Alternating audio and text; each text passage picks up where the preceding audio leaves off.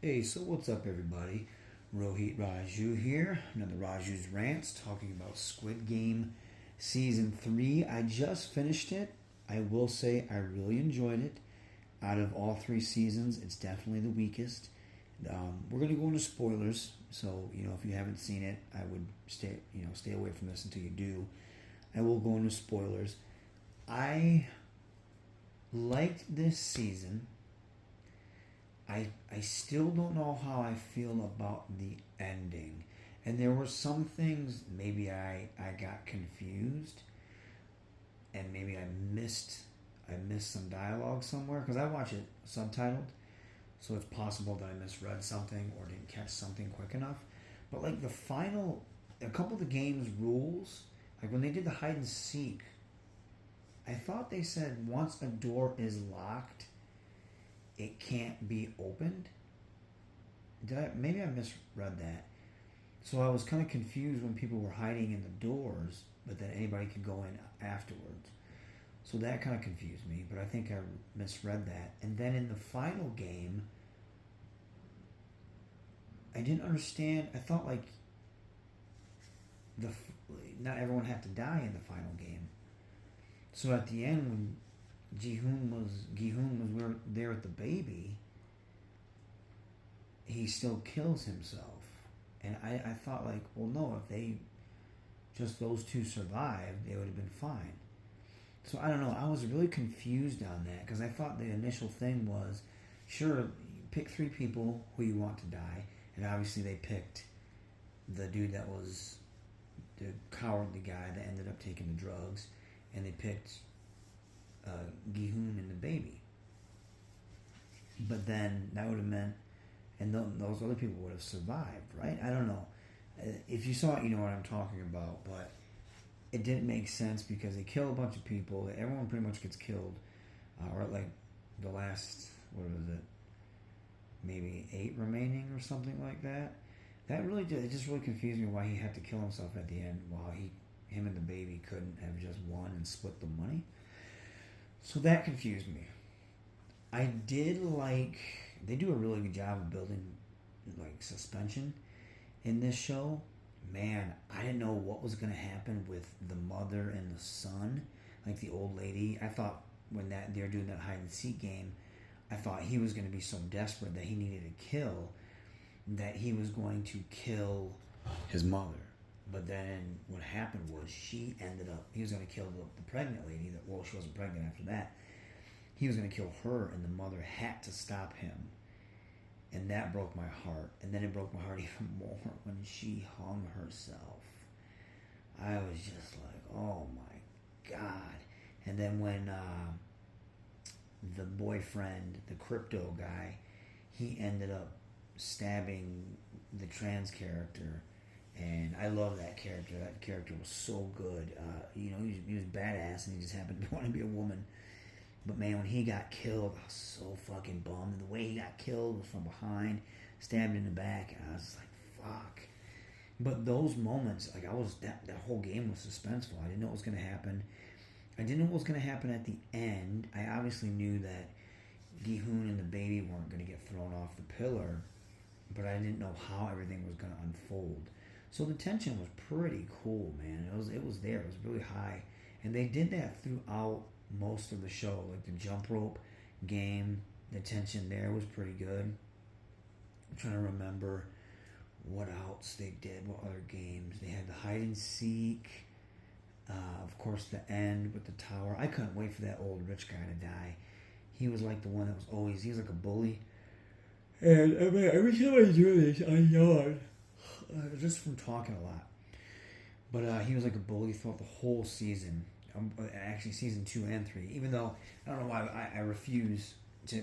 Well, I don't refuse, but it's not season 2 and 3. It was literally season 2.5. The fact that they called it season 3 was ridiculous. When each one was only 6 episodes, I think that was so dumb. They just milked it. Typical Netflix trying to milk stuff. But anyways, he was like a jerk, and I couldn't wait for him to die. So when he died, I was very happy. It was crazy. The character arcs in this and transformations. Bravo, man. So well done. Man, I was just like, the front man. I love that actor. I know I said this on my review for season 2, how I loved him. And there's a movie called Bittersweet Life. I loved him in that. I loved him in I Saw the Devil.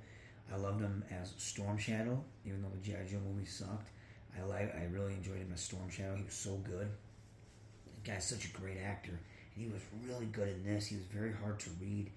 So, but his character arc, like he really wanted Gi-hun to be like him and, take the low road all the time, and he didn't. And it kind of like, I think it really opened up his eyes. Like, man, you know what? Maybe I was wrong. I heard like a lot of people were upset about the ending. I don't know if they were upset that Gi-hun dies, or if they were upset that, because Kate Blanchett shows up at the end, because obviously they're going to want to make a spin-off, and of course they're going to want to make an American version of it. And so Kate Blanchett shows up as, not the front man, but the guy that, like the recruiter guy. So they're playing the same flip game. And I don't remember that. Is that flip game? Is that an actual thing that we played in the States? I thought it was maybe a Korean thing. Because some of those games I did not recognize. So I thought maybe that was a Korean thing. And I'm like, why would they be playing that in the States? But I don't know. Maybe I'm wrong. Maybe it's just a game. I don't ever remember that as a kid. Where you have the colors and you have to slam the one, I don't know what they are, like tiles, and you hit it hard enough to where the one on the ground flips. So, I don't know. It could be crazy. But yeah, I don't remember that as a kid. But yeah, they show her at the end, so obviously they want to make an American spin-off. There's only so much you can do with this show. I really felt like this season 2.5, aka season 3, I felt like it was no longer about the games, it was about the characters. And I understand they want to put an American spin on it and kind of money grab, but it was, being in Korean made it special to me. I don't know why. It made it unique, and it was something that caught on with the rest of our country, which usually doesn't happen. And I know a lot of people watched it dubbed. I tried to watch it dubbed, and it was, I couldn't get into it.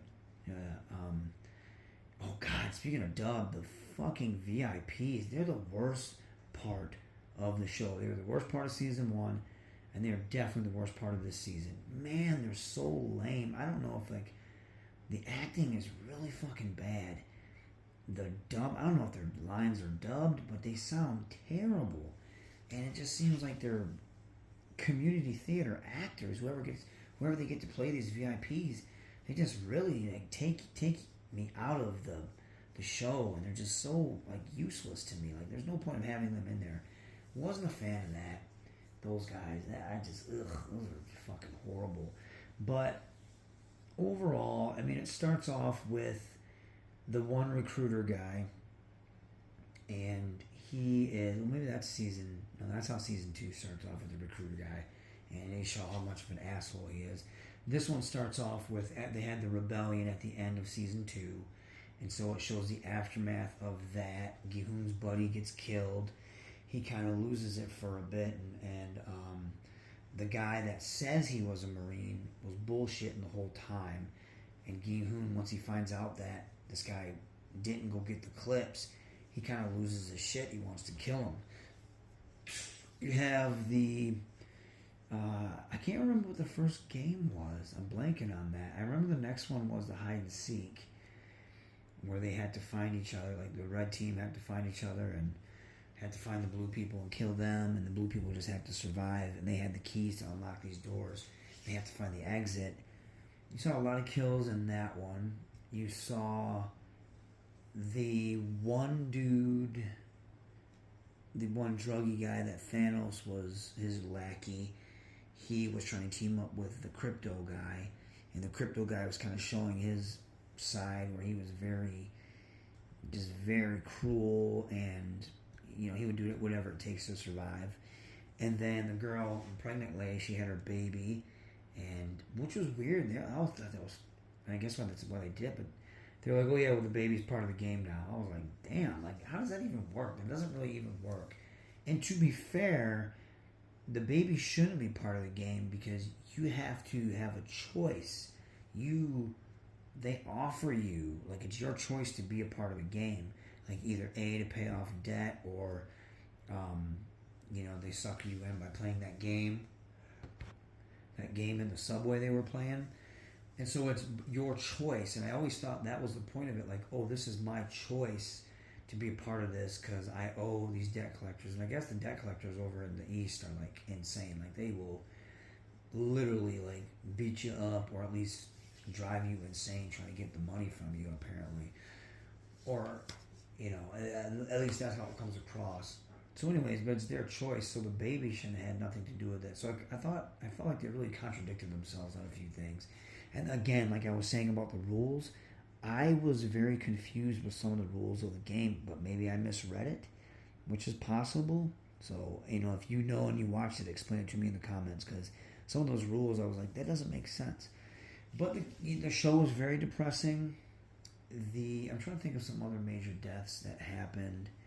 The jump rope thing was very good. That's when the pregnant lady dies, and that was sad. I was like, fuck, man, because you're rooting for her, but they do such a good job. You're like, man, they put these characters in these situations. There's like no way in hell they're getting out of it, but you really hope that they will. And they do such a good job with the writing and the acting, getting you attached to these characters. I was very invested in the characters. But towards the end, I don't want to say it fell apart, but it kind of did.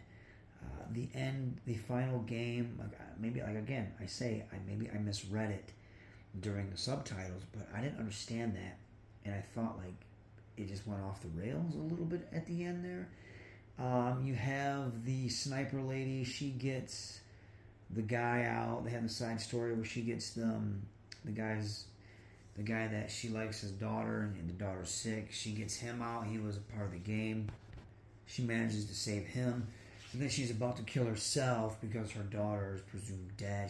She defected from North Korea after her husband had died. And then she hears the baby crying and ends up deciding like not to kill herself. And then her story ends with, I think, I don't know if she helps pay. The way they describe it, the guy goes, "Yeah, my daughter's no longer sick because of everyone's help." But I thought it was her that helped. But I missed that part. And I was in and out toward those last couple episodes, so I probably did miss some vital things.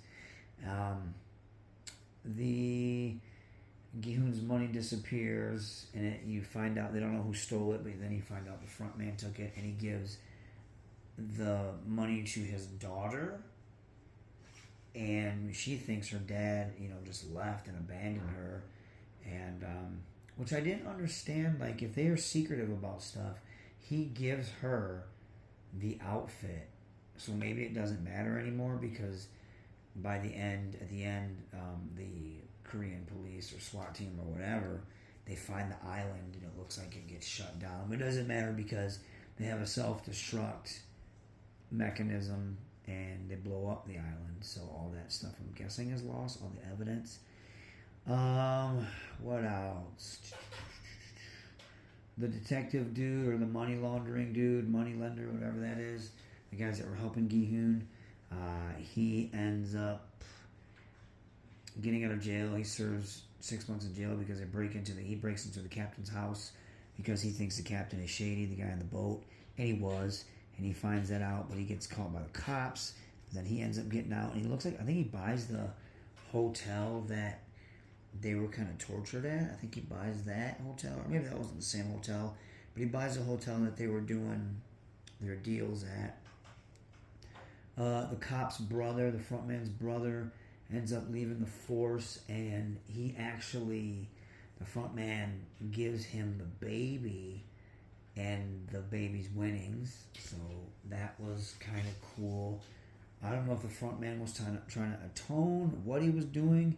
He gives, like I said, Gi-hoon's daughter his belongings, which were the jumpsuit and had blood on it still, and then a gift card, which probably had, or credit card, probably had a shit ton of money on it. And then he ends up taking off, and then he sees some shit happening in the alleyway, and that's when you find out that's Kate Blanchett, and she is one of the recruiters, they kind of look at each other, and I think they kind of know, like, okay, yeah, he knows what this is all about. And then she's slapping the guy, the bum, because he's, losing at the game. And so that hints like, oh, that's going to be a spin-off to where they'll do that with the American thing. I think Squid Game was lightning in a bottle. I could be very wrong because I didn't think season 2 would be good. Like, how do you do it? But I thought they did it. But with season 3, then you got to think, that was only 6 episodes for season 2. So if season 2 had been 12 episodes, it kind of would have ended, not in a wet fart, but and not a whimper, but not strong. I really don't feel like season 3 ended strongly. I don't feel like season 3 was very strong. It had some really big moments, very emotional moments, very brutal moments. But overall, it is the weakest out of the 3. However, I still enjoyed it. The character development, the acting, storytelling, very well done. Really good series. I'm glad it's over technically, but obviously they're going to try and milk this and have an American version. But it's like, what do you do? Where else do you go? After a while, it's going to be becoming the same thing, and it'll start to get watered down. It'll end up being like a slasher movie, or it'll end up being like Saw, to where you're just looking at, the creative way people get killed. So, and there's other stuff I'm missing too. I do all this off the top of the dome, which probably isn't the best thing, but so there's probably other key points I'm missing and moments in the season that I like that I'm missing. I don't write the stuff down. I just go off memory, which, I've been conked in the head maybe too few many times, so maybe I forget stuff. But other than that, did you watch Squid Games? Did you watch 1, 2, and 3? Did you watch the last season? I still like it, even though I think it was the weakest out of the 3. I definitely enjoyed the series. The acting, top-notch, story, soundtrack, score, whatever you want to say. And everything mixes so well. I didn't mind the ending. I didn't love the ending, though, either, at least where I'm sitting now. I didn't hate it, but I felt like they just used it as a stepping stone to end that series, but then show you, like, ooh, there's a American series we're going to come out with, and it's like, I don't really think that's needed, but whatever. Hey, what do I know? But yeah, leave your comments down below. Let me know if you watched it. Let me know if you liked it. Let me know what you thought of it. And let me know if I missed some things and I'm going crazy and the rules were explained exactly how they were and I just missed it on my end. But thanks for listening. Take care.